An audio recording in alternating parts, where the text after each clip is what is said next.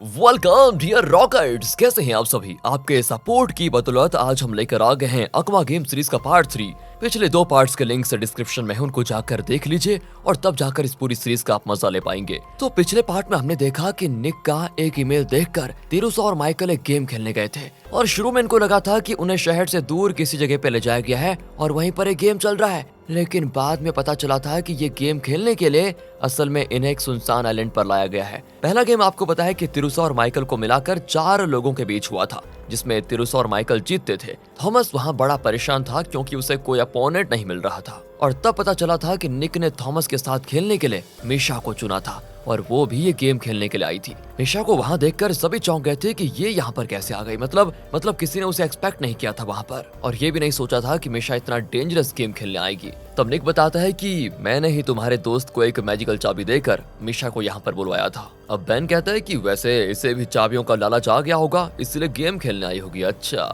And दोस्तों, तब निक उन्हें एक वीडियो दिखाता है और बताता है कि जिस तरह यहाँ पर 8 प्लेयर्स गेम खेल रहे हैं, वैसे कुछ दूर पर एक और ग्रुप खेल रहा है। गेम में जो लोग हारे थे उन्होंने यहाँ से बचने की कोशिश की और बदकिस्मती से मारे गए। तब चार्ल्स कहता है कि हाँ, उन लोगों को ड्रोन से मार डाला। एंड दोस्तों, ये सुनकर तिरुसा की हालत खराब हो जाती है, वो चौंक जाता है। तब थॉमस बताता है कि हाँ, यहाँ कुछ ड्रोन्स घूम रहे हैं जिन पर बॉम्ब लगा है। अगर कोई यहाँ से बचकर भागने की कोशिश करेगा तो ड्रोन्स उन्हें खत्म कर देंगे और ये कोई साधारण जगह नहीं है, ये असल में एक अकेला आइलैंड है। अब तिरुसा निक से दोबारा पूछता है कि इतना खतरनाक गेम खिलाने के पीछे तुम्हारा मकसद क्या है। इतने में बैन बीच में बोलता है कि निक, अच्छा हो या बुरा, इससे हमें क्या लेना देना। भाई, मैं तो यहाँ ज्यादा से ज्यादा चाबियां जीतने के लिए आया हूँ, बस मुझे वो मिल जाए तो काम बन जाएगा। तब निक बताता है कि इन सारे गेम्स में जीतकर फाइनल में भी जीतने वाले को ढेर सारी चाबियां ही नहीं बल्कि एक बहुत बड़ा इनाम भी मिलेगा। तिरुसा, यूकी, माइकल और जॉन ये सभी पहला राउंड खेल चुके हैं। 1 घंटे में बाकी 4 कंटेस्टेंट्स का गेम शुरू होगा।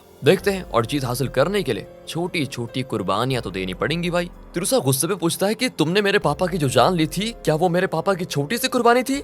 निक हंस कर कहता है कि मैंने ऐसा तो नहीं कहा, लेकिन हाँ, फिलहाल ये सवाल कोई मायने नहीं रखता यहाँ पर। तुम चाहो तो इस गेम को जीतकर अपने पापा की मौत का बदला ले लो। खैर, अगले राउंड की तैयारी कर लो। ये कहकर दोस्तों निक चला जाता है। अब थॉमस मिशा से कहता है कि तुम इतनी नर्वस क्यों हो? तुम अपनी मर्जी से यहाँ पर आई हो ना? वो कहती है, नहीं, मैं ऑफिस से घर लौटी तो कुछ आदमियों ने मेरी माँ और मेरे भाई को बंदी बना कर रखा था और तब निक ने मुझे कॉल करके धमकाया कि मैं तुम्हें एक चाबी भेज रहा हूँ, उसे लेकर तुम गेम खेलने आ जाओ, वरना तुम्हारे भाई और माँ की जान ले लूंगा। और उनकी जान बचाने के लिए ही मुझे यहाँ पर आना पड़ा। अब तिरुसा थॉमस से कहता है कि अब मिशा के परिवार की जान तुम्हारे हाथ में है, कैसे भी उसे जिता दो। पर थॉमस कहता है कि अच्छा, मुझे तो बस अपने जीतने से मतलब है, अगर मैं हार गया तो मेरी जान भी तो जा सकती है। दोस्तों, यहाँ से तिरुसा निक का पीछा करता है तो पता चलता है कि वो फोन पर किसी से बात कर रहा है। एंड इतने में थॉमस तिरुसा के पीछे पीछे आ जाता है। तिरुसा कहता है, वैसे हमारे फोन्स को यहाँ सिग्नल नहीं मिल रहा, तो इसके फोन पर सिग्नल कैसे आ रहा है? तब थॉमस बताता है कि मैंने जंगल में एक टावर को देखा था, शायद सिर्फ निक का फोन उस टावर से कनेक्टेड है। वहीं पर उन खूनी ड्रोन्स ने मुझे और चार्ल्स को अटैक किया था,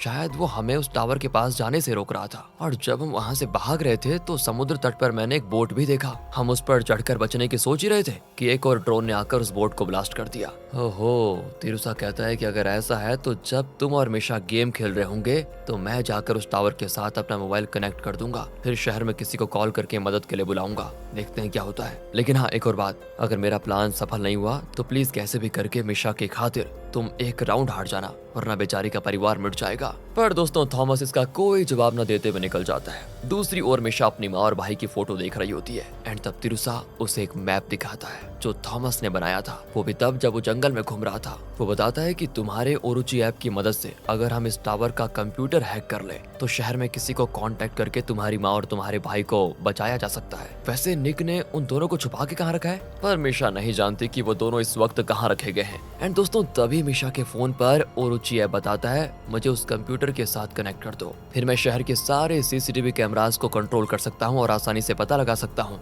कि मिशा का भाई और उसकी माँ इस वक्त कहाँ पर है। तिरुसा कहता है ठीक है ठीक है। एंड वो मिशा को बताता है, थॉमस बहुत ही शातिर है, याद रखना तुम किसी भी हाल में उसे पहले खेलने मत देना, वरना वो अपने सुपर पावर का इस्तेमाल करके तुम्हें हरा देगा। और वैसे भी मुझे लगता है ट्रिक्स के मामले में तुम उससे नहीं हरा पाओगी, इसलिए बेहतर यही होगा कि तुम उसके हर एक्शन को ध्यान से देखो और उसी के अकॉर्डिंग अपनी चाल चलो, इसी तरह तुम जीत सकती हो। बस यहाँ रियान को दिखाते हैं जो तिरुसा और थॉमस को कॉल करता है, पर दोनों नॉट रीचेबल आते हैं। वो बॉक्सर मार्क से भी पूछता है, लेकिन उससे भी तिरुसा और थॉमस का कुछ पता नहीं होता। दूसरी ओर दोस्तों, तिरुसा थॉमस के बनाए हुए मैप को फॉलो करके उस टावर की ओर जा रहा होता है एंड यहाँ मिशा और थॉमस का गेम दोस्तों होता है शुरू। थॉमस अपनी चाबी टेबल पर गाड़ने वाला होता है कि मिशा उसको रोक कर कहती है, सुनो, इस तरह के कई गेम्स खेलकर जीत भी चुके हो ना तुम, तो अगर इस बार तुमने अपनी चाबी गाड़ी तो जो भी मॉन्स्टर निकलेगा वो तुम्हें तुम्हारी शक्ति के बारे में बताएगा। लेकिन मैं पहली बार खेल रही हूँ, मुझे अपनी सुपर पावर का पता नहीं है और ये तुम्हारे लिए एक बड़ा एडवांटेज बन जाएगा और मेरे हारने के चांसेस यहाँ पर बढ़ जाएंगे। इसलिए काम करते हैं,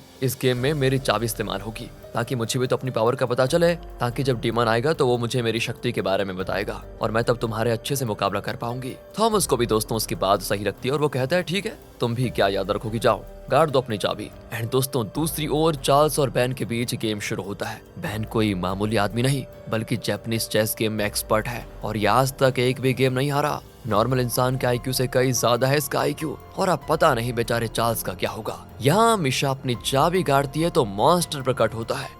ये तो एक आंख वाला नया मॉन्स्टर आ गया है जिसका नाम एल्बा है। वो गेम के बारे में बताता है कि इस गेम का नाम है गोल्ड गन सिल्वर गन। यह है प्राइस बॉक्स जो कि एक बैंक की तरह होगा। जब मैं इस पर हाथ रखूंगा तो ये एक अमाउंट दिखाएगा। तुम्हारे पास जो 2 बॉक्सेस हैं उसमें 2 टाइप के बटन्स हैं। एक बटन चोर को रिप्रेजेंट करता है और दूसरा आम इंसान को। अगर तुम में से किसी को पैसों का लालच आ जाए तो तुम्हें अपने बॉक्स में चोर वाला बटन प्रेस करना है और अगर तुम्हारे अपोनेंट ने भी चोर का बटन दबाया तो 10 सेकंड के लिए यहाँ का लाइट ऑफ हो जाएगा। उस वक्त जो सबसे पहले अपने अपोनेंट को शूट करेगा उसी को प्राइज अमाउंट मिलेगा। थॉमस पूछता है कि अगर मैंने चोर वाला बटन दबाया और मिशा ने आम इंसान का और मैंने मिशा को शूट कर दिया तो क्या होगा? एल्बा कहता है कि अगर तुमने चोर होकर एक आम इंसान को शूट किया तो पेनल्टी के तौर पर तुम पर 3000 पॉइंट्स का फाइन लगेगा, यानी तुम्हें नेगेटिव पॉइंट्स दिए जाएंगे, यानी -3000। और हाँ, एक और चीज ध्यान से सुनो, अगर तुमने गन का ऊपरी लीवर खींच दिया और वापस ठीक पोजीशन पर नहीं रखा और उसी वक्त लाइट भी ऑफ हुई तो गन फिर भी शूट करेगा। याद रखना, गन चाहे कहीं पे भी शूट करे उसका हमला तो तुम्हारे अपोनेंट पर ही होगा और गेम के एंड में जिसके पास ज्यादा पॉइंट्स होंगे वही होगा विनर। और दोस्तों यहाँ पर एल्बा थॉमस को फ्रीज करके मिशा को उसकी शक्ति के बारे में बताता है। कहता है कि ये तुम्हारा पहला गेम है इसलिए मैं तुम्हें तुम्हारे सुपर पावर्स के बारे में बताने वाला हूँ। अगर तुम चाहती हो कि थॉमस अपने बॉक्स में चोर वाला बटन प्रेस करे तो तुम्हें बस अपने मन में ये सोचना है कि वो चोर वाला बटन प्रेस करे। ऐसे में अगर वो बॉक्स उठाएगा तो जरूर चोर वाला बटन ही प्रेस करेगा। लेकिन हाँ, इसमें एक प्रॉब्लम है, अगर उसके शरीर में कहीं भी चोट लगी और उसका खून निकला तो वो ऑटोमेटिकली तुम्हारे सुपर पावर से बाहर निकल जाएगा, मतलब फिर तुम उसके माइंड को कंट्रोल नहीं कर सकती। मिशा को दोस्तों ये सब कुछ समझाकर एल्बा फिर थॉमस को नॉर्मल कर देता है और गेम होता है शुरू। पहले राउंड में $5000 दांव पर लगे हैं। अमाउंट बहुत ज्यादा है लेकिन इस वक्त मिशा दुविधा में होती है कि वो चोर सिलेक्ट करे या आम इंसान। एंड तब उसे तिरुसा की बात याद आती है कि थॉमस ट्रिक्स के जरिए गेम्स जीतता है, इसलिए तुम उसके एंगल से सोचकर ही गेम को खेलना, तभी जीत पाओगी। ये कहा था तिरुसा ने, यही इसको याद आ रहा है। तो मिशा समझ जाती है कि अमाउंट इतना ज्यादा है तो थॉमस सोच रहा होगा कि मैं चोर वाला बटन प्रेस करूंगी, लेकिन नहीं, मैं तो आम इंसान वाला बटन प्रेस करने वाली हूँ। ये सोचकर वो चुपके से बटन को प्रेस कर देती है। लाइट ऑफ हो जाता है और जैसा मिशा ने एक्सपेक्ट किया था, थॉमस झट से गन निकालकर शूट कर देता है। और क्योंकि दोस्तों मिशा ने तो आम इंसान सिलेक्ट किया था तो थॉमस को -3000 पॉइंट्स मिलते हैं। पर दोस्तों थॉमस बिल्कुल परेशान नहीं होता।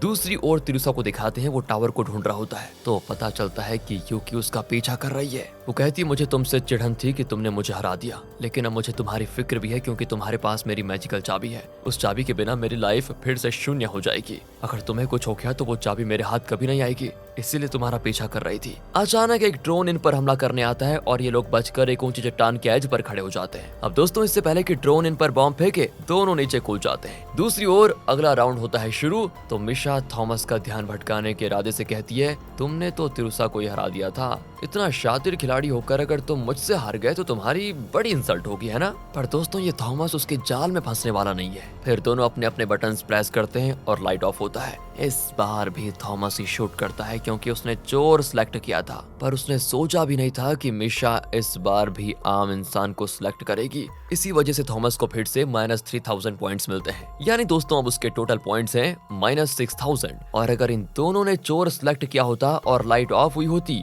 तो जो पहले शूट करेगा उसी को पॉइंट्स मिलते हैं दोस्तों। और आपको तो पता ही है, जो आम इंसान को शूट करेगा उसे उतने ही माइनस पॉइंट्स मिलेंगे और अपोनेंट को कोई पॉइंट्स नहीं मिलेंगे। दूसरी ओर दोस्तों, माइकल निक से मिलने जाता है और बताता है कि शुरू में तो तुम्हारे दबाव में आकर मैं इस गेम को खेलने के लिए राजी हुआ, लेकिन अब मुझे गेम बहुत ही अच्छा लगने लग गया है। तुम सच में एक मास्टरमाइंड हो। पर निक कहता है कि मैं तो सिर्फ गेम्स चलाता हूँ, इसका मास्टरमाइंड कोई और ही है। दूसरी ओर दोस्तों, चट्टान से कूदने की वजह से तिरुसा और यूकी दोनों को चोट लग गई थी, लेकिन यूकी कुछ ज्यादा ही घायल हो गई थी और अब वो चल भी नहीं पाती। उसने पैर पर पट्टी बांधी होती है। तो तिरुसा कहता है कि तुम यहीं पर सेफ रहो, मैं अकेले जाकर टावर को ढूंढता हूँ। अरे तुम मजाक तो नहीं कर रहे? इतने सारे ड्रोन्स बॉम्ब लिए घूम रहे हैं, अगर तुम्हारे जाने के बाद किसी ड्रोन ने मुझ पर बॉम्ब गिरा दिया तो मेरा क्या होगा? अगर तुम्हें मेरी जरा भी फिक्र है तो मुझे यहाँ से उठा कर ले चलो प्लीज। तिरुसा भी दोस्तों उस पर तरस खाकर उसे उठाकर चलने लगता है। एंड यहाँ पर थर्ड राउंड होता है शुरू। पर इस राउंड में न जाने थॉमस ने क्या सोचा था, वो अपनी गन ही फेंक देता है दोस्तों। पर मिशा जानती है कि जरूर इसका कोई ना कोई प्लान तो है। इसने गन तो फेंक दिया, लेकिन फिर भी इसके जीतने के चांसेस ज्यादा हैं। ये सोचकर वो फिर से आम इंसान का बटन दबाती है और लाइट ऑफ हो जाता है। पर जैसा मिशा ने एक्सपेक्ट किया था, इस बार थॉमस मिशा को शूट नहीं करता और जब लाइट ऑन होती है तो पता चलता है कि थॉमस ने चोर सिलेक्ट किया था। अब दोस्तों मिशा ने आम इंसान चुना है, तो अब अगर मिशा एक चोर को शूट करेगी तो उसे 1000 पॉइंट्स मिलेंगे। पर मिशा थॉमस को शूट नहीं करती, जिसकी वजह से थॉमस को 1000 पॉइंट्स मिल जाते हैं, यानी बैंक के $1000 थॉमस को मिल जाते हैं और वो ये राउंड जीत जाता है। पर पहले से थॉमस के खाते में माइनस 6000 पॉइंट्स थे, यानी कि 1000 पॉइंट्स जीतने के बाद अब उसके पास माइनस 5000 पॉइंट्स हो जाते हैं। चलिए अब चलते हैं चौथे राउंड की तरफ। बैंक में टोटल $10,000 रखे जाते हैं। पर थॉमस को देखिए, वो कहता है इस बार भी मुझे गन की जरूरत नहीं है, और ये कहकर वो फिर से गन को पीछे फेंक देता है। दोस्तों अब मिशा के पास एक ही रास्ता बचा है और वो है कि अब कोई भी गलत फैसला ना ले। पर वो समझ नहीं पाती कि आखिर थॉमस करने क्या वाला है। वहाँ जंगल में तिरुसा और यूकी ने उस टावर को ढूंढ लिया था दोस्तों, और यहाँ मिशा बैंक में रखे हुए उन $10,000 को खोना नहीं चाहती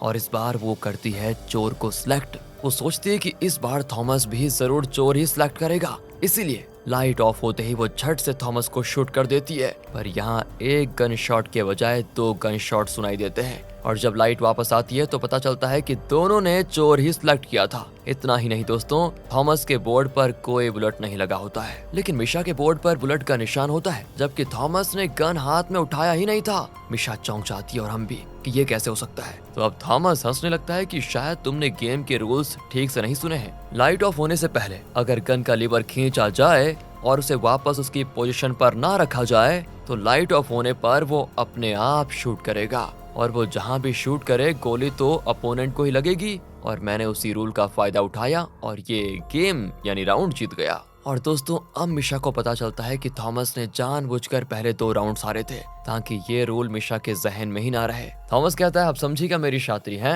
बड़ी आ रही थी बनने। खैर दोस्तों आगे सिर्फ 2 राउंड्स बचे होते हैं। वो कहता है सुनो, मुझे हराने के लिए तुम्हें अगले दोनों राउंड जीतने होंगे, पर नहीं, मुझे नहीं लगता कि तुम ऐसा कर पाओगी। और दोस्तों अब थॉमस के जो माइनस 5000 पॉइंट्स थे, तो अब 10,000 जीतने के बाद उसके पास बचे हैं 5000। पता है ना, 5000 माइनस हो गए इसीलिए। दूसरी ओर तिरुसा और यूकी टावर के पास पहुंच जाते हैं, पर अगर वो दरवाजा खोलेंगे तो एक बॉम्ब फटेगा, क्योंकि टावर के दरवाजे पर निक ने ऐसी सेटिंग करके रखी हुई है कि कोई भी आए तो बॉम्ब फटे। अब ग्लास विंडो से तिरुसा ये देख लेता है और दरवाजा खोलने के बजाय वो पत्थर से ग्लास को तोड़ देता है। फिर अंदर जाकर वो उस कंप्यूटर से ओरुचि को कनेक्ट कर देता है, तो 1 मिनट का टाइमर ऑन हो जाता है दोस्तों। तभी यूकी चिल्लाती है कि अरे ठीक से करो ना, कंप्यूटर में 4 पासकोड्स देने होंगे तब जाकर ये बॉम्ब डिसेबल होगा। अगर एक भी गलत हो गया तो बॉम्ब फट जाएगा और तुम अंदर ही जलकर राख हो जाओगे। दोस्तों टाइमर बड़ी तेजी से चल रहा होता है, लेकिन तिरुसा टेंशन नहीं होता और आंखें बंद करके कुछ सोचने लगता है। पर यहाँ दूसरी ओर थॉमस और मिशा के गेम का 5th राउंड चल रहा है। इस बार बैंक में $5000 है।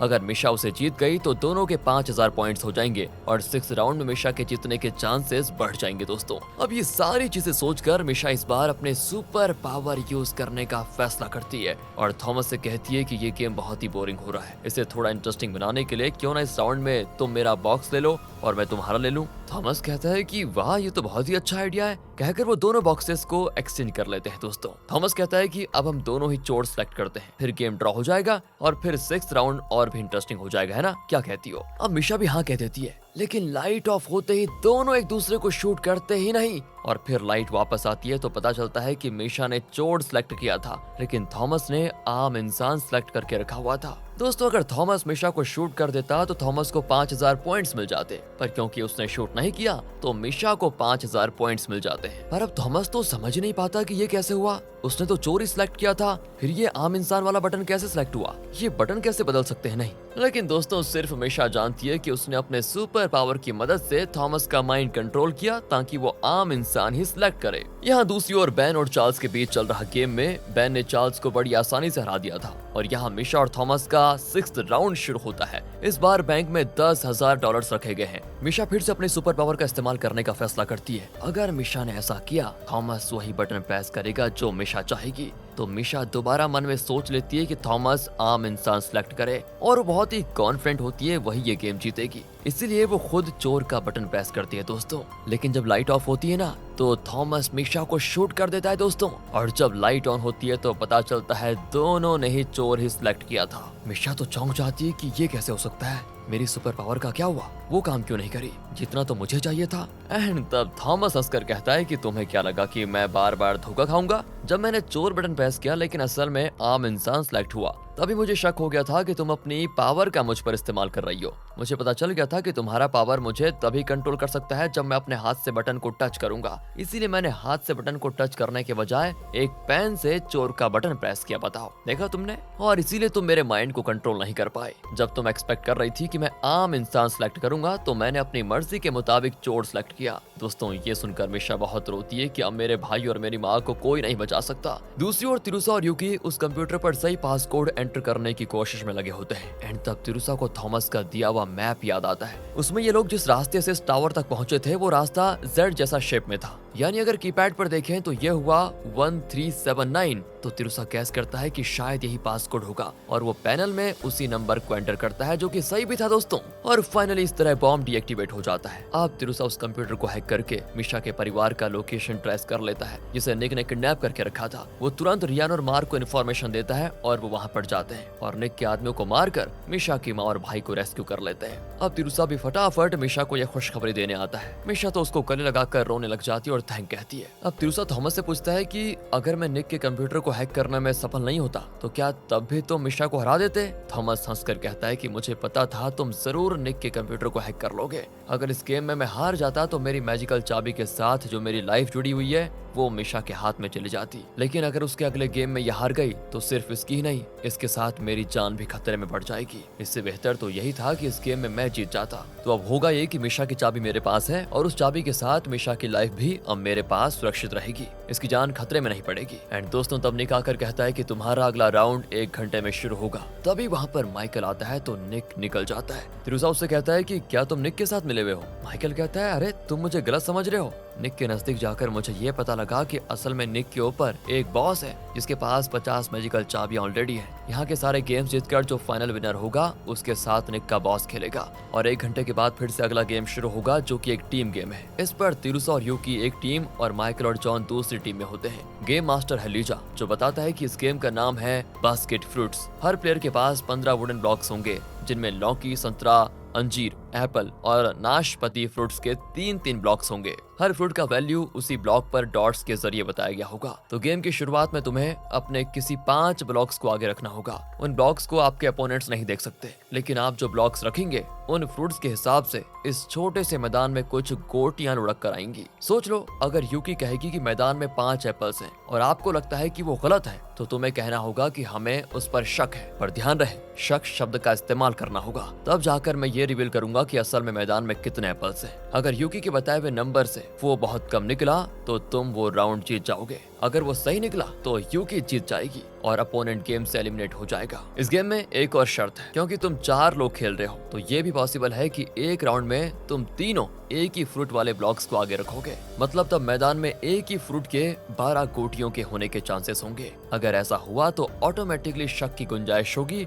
और चेक किया जाएगा कि क्या वाकई में 12 हैं या नहीं। अगर 12 गोटियां नहीं तो आपको पॉइंट्स मिलेंगे, वरना अगले प्लेयर्स को पॉइंट्स दिए जाएंगे। दोस्तों इस तरह कॉम्प्लिकेटेड रूल्स को समझाकर लीजा गेम शुरू करता है। पहली बारी होती है यूकी की, जो कहती है कि मैदान में 5 नाशपातियां हैं। उसके पास बैठा जॉन शक शब्द का इस्तेमाल करता है तो इस पर लीजा मैदान में पड़े नाशपातियों को दिखाता है जिसमें सिर्फ 4 होते हैं। मतलब दोस्तों यूकी का जवाब गलत था और वो गेम से बाहर हो जाती है। यहाँ जॉन को पॉइंट्स मिलते हैं। अब जॉन कहता है कि मैदान में 3 एप्पल्स हैं। तिरुसा को ये गलत लगता है क्योंकि फ्रूट्स में सबसे ज्यादा पॉइंट्स एप्पल के होते हैं, तो ये मुमकिन नहीं है कि पहले ही राउंड में कोई एप्पल ब्लॉक को मैदान में उतारेगा। तब तिरुसा कहता है कि मुझे शक है, एंड शक शब्द सुनकर लीजा मैदान में पड़ी गोटियों को चेक करता है, तो पता चलता है कि मैदान में एक भी एप्पल नहीं है, और इस वजह से जॉन गेम से बाहर हो जाता है और तिरुसा को पॉइंट्स मिलते हैं। पर दोस्तों ये जॉन ना तिरुसा को देखकर हंसता भी है और दूर जाकर बैठ जाता है। लगता है इसमें कोई ट्रिक छुपी हुई है। तिरुसा की बारी आती है तो वो कहता है कि मैदान में 8 लौकियां हैं। असल में इस गेम में सबसे कम वैल्यू लौकी की होती है, तो तिरुसा को लगा कि पहले राउंड में सबने लौकी को ही मैदान में उतारा होगा और अब अपोनेंट के जवाब देने की बारी आती है। पर माइकल कहता है मुझे लगा तुम ये गेम जीतोगे, लेकिन तुम तो धोखा खा गए यार। यूकी और जॉन तो एलिमिनेट हो चुके हैं, इस वजह से मुझे और तुम्हें ये साफ पता चल चुका है कि उनके ब्लॉक्स में कौन से फ्रूट्स थे, और उस हिसाब से ये साफ पता चलता है कि उनके पास सिर्फ 5 लौकियां थी, और मुझे नहीं लगता कि तुमने 2 से ज्यादा लौकियों का इस्तेमाल किया होगा। रही बात मेरी, तो मैंने इस बार अपनी लौकियां मैदान में उतारी ही नहीं, मतलब तुम्हारा आंसर गलत है, इसलिए मुझे शक है तुम्हारे जवाब पर। एंड शक शब्द सुनकर लीजा चेक करता है और बताता है यहाँ सिर्फ 7 लौकियां हैं। तो इस राउंड में माइकल जीत जाता है और तिरुसा दोस्तों एलिमिनेट हो जाता है। तब वो तिरुसा से कहता है कि मैंने तुम्हारे हर गेम के हर मूव को करीब से देखा है यार, इस गेम में तुम मुझसे जीत ही नहीं सकते। दूसरी ओर दोस्तों मिशा तिरुसा की मदद करना चाहती है। उसे लगता है कि निक ने उन 5 मैजिकल चाबियों को इसी घर में कहीं छुपा के रखा होगा। अगर वो चाबियां मिल जाएं तो उन्हें नष्ट करके हम यहाँ से बच निकल सकते हैं, ऐसा ये सोचते हैं। इसी इरादे से वो ओरुचि की मदद से उन चाबियों को ढूंढने में लग जाती है। पर ओरुचि बताता है कि यहाँ तो हर कमरे में कूड़ा कचरा भरा हुआ है, चाबी कहीं नहीं है। तभी वो देखती है कि जंगल में एक जगह बहुत सारे पक्षी उड़ रहे हैं। मिशा को शक है कि निक ने वहीं पे चाबियां छुपा के रखी होंगी, इसीलिए वो उस जगह की ओर निकल जाती है। यहाँ यूकी तिरुसा को हिम्मत देती है कि सुनो, अगले राउंड में तुम जरूर जीतोगे। और तब तिरुसा बताता है कि तुम माइकल के बारे में नहीं जानती। स्कूल में वो बेसबॉल बैट ठीक से पकड़ नहीं पाता था, लेकिन उसने मेरा गेम देखकर बहुत कुछ सीखा। एक दिन तो उसने मुझसे भी बेहतर खेला, और जब मैंने पूछा कि कल रात तुम बैट पकड़ना भी नहीं जानते थे और आज इतना शानदार कैसे खेल पाए, तो उसने पता है क्या कहा कि मैंने तुम्हारे गेम को देखा और रात भर प्रैक्टिस करके सीख गया। यूकी दोस्तों समझ जाती है कि तिरुसा का गेम देखकर माइकल बहुत कुछ सीख चुका है और सीख भी सकता है आगे। फिर अगले राउंड में दोस्तों जॉन और माइकल जीतते हैं। थर्ड राउंड में भी तिरुसा और यूकी जीत नहीं पाते और अब फोर्थ और आखिरी राउंड शुरू होने वाला है। अगर इसमें भी तिरुसा हार गया तो उसकी सारी चाबियां छीन ली जाएंगी और वो एलिमिनेट हो जाएगा। यहाँ मिशा को दोस्तों जंगल में कोई फॉलो कर रहा होता है। वो घबराकर पेड़ के पीछे छुप जाती है। तभी अचानक यूट्यूबर चार्ल्स उसके सामने आता है। वो मिशा का हाथ पकड़कर कहता है तुम बहुत सुंदर हो, चलो तुम्हारी एक वीडियो बनाता हूँ। मिशा अपना हाथ छुड़ाने की कोशिश कर रही होती है कि वहाँ थॉमस आकर दोस्तों चार्ल्स को पकड़ लेता है और कहता है क्यों मैं यूट्यूबर, आइंदा उसकी तरफ आंख उठाई ना तो हाथ पैर तोड़ दूंगा, फिर ना तेरा यू बचेगा और ना ही तेरी ट्यूब। वो दोस्तों डर कर भाग जाता है वहाँ से। एंड यहाँ तिरुसा और यूकी का लास्ट राउंड शुरू होने वाला है। पर इसी बीच जॉन यूकी के कंधे पर हाथ रखकर उसके साथ फ्लर्ट करने की कोशिश करता और कहता है इस गेम के बाद हम दोनों एक आउटिंग के लिए चलते हैं, क्या कहती हो। ये कहकर वो चला जाता है। तभी तिरुसा आकर पूछता है कि वो यहाँ पर क्यों आया था, क्या करने आया था। यूकी कहती है कुछ नहीं, मेरे साथ थोड़ा फ्लर्ट करके चला गया। एंड दोस्तों यहाँ तिरुसा को शक होने लग जाता है और वो यूकी को गले लगाकर उसके कान में कुछ कहता है, जिसके बारे में फिलहाल कुछ रिवील तो नहीं किया जाता। पर अब जॉन माइकल के पास आकर कहता है कि अगले राउंड में तुम्हें जीतना होगा, वरना तिरुसा को तुम कभी हरा नहीं पाओगे। मैंने मिशा के कंधे पर हाथ रखने के बहाने उस पर एक छोटा माइक सेट कर दिया है। इन वायरलेस एयरफोन की मदद से तुम उनकी बातें सुन लोगे आराम से। वो मैदान में कौन से फ्रूट्स उतारने वाले हैं ये भी हम उनकी बातों से जान पाएंगे। पहले तो दोस्तों माइकल चीटिंग करने से इनकार कर देता है, लेकिन बाद में वो मान ही जाता है। अगले राउंड की शुरुआत में वो देखता है कि मैदान में 6 संतरे हैं। अगले राउंड की शुरुआत में वो कहता है मैदान में 6 संतरे हैं। असल में जॉन ने मिशा पर जो माइक फिक्स किया था उसकी मदद से उसने तिरुसा और यूकी की बातें सुन ली थी,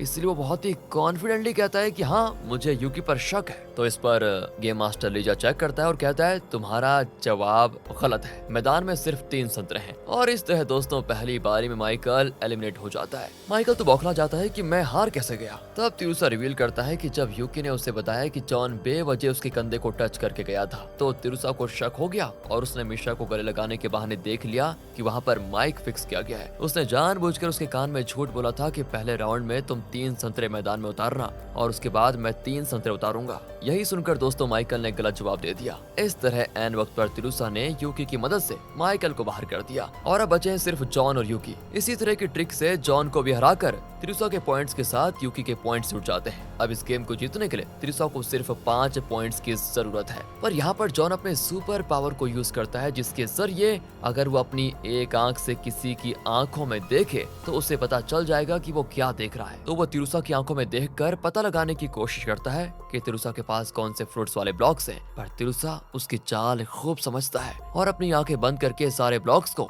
उल्टा कर लेता है ताकि जॉन को कुछ दिखे ही ना। और फिर तिरुसा अपनी सुपर पावर को यूज करके उन ब्लॉक्स को कुछ देर के लिए उसी पोजीशन में चिपका देता है। कुछ देर के बाद जॉन के सुपर पावर का टाइम खत्म हो जाता है एंड दोस्तों इस पर माइकल हंसता है कि आखिर हम तिरुसा के सुपर पावर को बाहर लाने में सफल हुए और अब तिरुसा इस गेम में दोबारा अपनी सुपर पावर यूज नहीं कर पाएगा और अब मैं अपनी सुपर पावर यूज करूंगा जिससे कि मैं तुमसे जो भी सवाल करूंगा उसका सिर्फ हाँ या ना सच्चा जवाब दोगे, तुम झूठ नहीं बोल पाओगे। तो बताओ तुम्हारे ब्लॉक्स में 3 एप्पल्स हैं, है ना? यूकी चिल्लाती है कि तिरुसा उसे कोई जवाब मत दो, पर तिरुसा कहता है हाँ। और ये सुनकर दोस्तों माइकल को एक पल के लिए बड़ी खुशी होती है, लेकिन वो यूकी को देखता है तो वो स्माइल कर रही होती है। माइकल समझ जाता है कि इस बार भी तिरुसा ने पक्का कोई चाल चली है, मतलब तिरुसा ने हाँ में जवाब दिया है तो शायद वो झूठ बोल रहा है और उसके पास एप्पल्स नहीं है। तो वो जॉन से कहता है कि मैं दावे के साथ कह सकता हूँ कि तिरुसा ने अपने सारे एप्पल्स मैदान में उतारे हैं, तो कम से कम मैदान में 5 एप्पल्स तो होंगे ही, लेकिन वो तिरुसा झूठ बोल रहा है कि 3 एप्पल्स हैं। एंड दोस्तों माइकल की बात को मानकर जॉन भी कह देता है कि मैदान में 5 एप्पल्स हैं, पर तिरुसा शक शब्द को यूज करता है तो गेम मास्टर लीजा आ जाता है और सीधा कहता है कि ये राउंड तिरुसा और यूकी जीत चुके हैं। एंड दोस्तों इस पर तिरुसा और यूकी खूब हंसते भी हैं। तिरुसा कहता है कि मैं तब से तुम्हारा सारा तमाशा देख रहा हूँ जॉन, तुम मेरे गेम पर फोकस करने के बजाय मिशा के एक्सप्रेशन को ज्यादा समझने की कोशिश कर रहे थे ताकि उसके एक्सप्रेशन से मेरे गेम मोमेंट्स का पता लगा पाओ, पर मैंने यूकी को ऐसी ट्रेनिंग दी थी तुम्हें गुमराह करने की। आखिर में तुम लोगों ने अपने सुपर पावर के जरिए पता लगा ही लिया था कि मेरे पास 3 एप्पल्स हैं, लेकिन फिर भी यूकी की एक्टिंग से तुम धोखा खा गए और मेरे जाल में फंसकर अब गेम हार भी गए। इस पर दोस्तों माइकल और जॉन चिढ़कर वहाँ से चले जाते हैं। दूसरी ओर मिशा और थॉमस जंगल से वापस आ जाते हैं। तिरुसा पूछता है कि चार्ल्स कहाँ पर है। थॉमस कहता है कि उसे मारो गोली, वो जहाँ भी है हमें इससे क्या, वैसे हमने जंगल में एक जगह का पता लगा लिया है जहाँ पर निक ने कुछ छुपा के रखा हुआ है। तिरुसा भी कहता है ठीक है, तुम दोनों अगले गेम के लिए तैयार रहो, तब तक मैं जंगल में जाकर उस जगह को चेक करता हूँ। एंड इस तरह दोस्तों तिरुसा जंगल में निकल जाता है तो रास्ते में एक गुफा जैसी जगह होती है और अब तिरुसा रस्सी की मदद से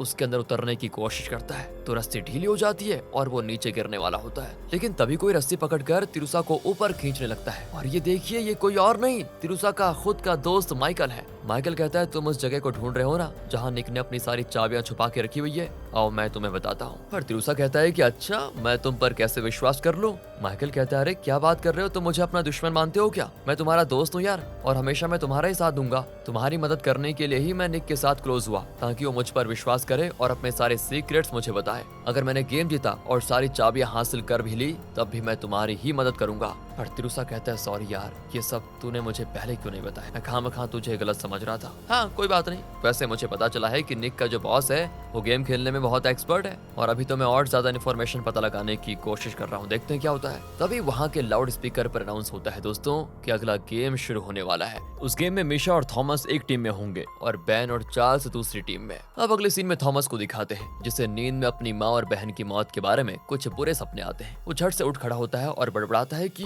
ये बुरे सपने कब बंद होंगे यार, परेशान हो गया इससे। तो वो जल्दी से पानी पीकर गेम खेलने चला जाता है। अब दूसरी ओर तिरुसा और माइकल जंगल में गोडाउन तक पहुंचते हैं। तभी निक अपने आदमियों के साथ गोडाउन से बाहर निकलता है एंड उनके जाने के बाद ये दोनों गोडाउन के अंदर घुस जाते हैं क्योंकि वहाँ पर कोई सीसीटीवी कैमरा नजर नहीं आता। दूसरी ओर बैन अपनी वाइफ और बच्चे की वीडियोस देख रहा होता है। थॉमस और मिशा घर के अंदर घूम रहे होते हैं क्योंकि उनका गेम शुरू होने में 1 घंटा लगेगा। तब बैन सामने से आता है और थॉमस जानबूझकर उससे टकरा जाता है और इसी बहाने उसका मोबाइल उड़ा लेता है। दोस्तों वो मिशा उसको डांटती है कि अरे दूसरों की चीजें इस तरह लेना चोरी होती है, पता है, लौटा दो उसे। पर थॉमस कहता है अपने अपोनेंट की कमजोरियां जानना जरूरी है, तभी तो हम गेम जीत पाएंगे। और अब गेम शुरू होने वाला होता है तो बैन कहता है सुनो थॉमस, मुझे मेरा मोबाइल लौटा दो।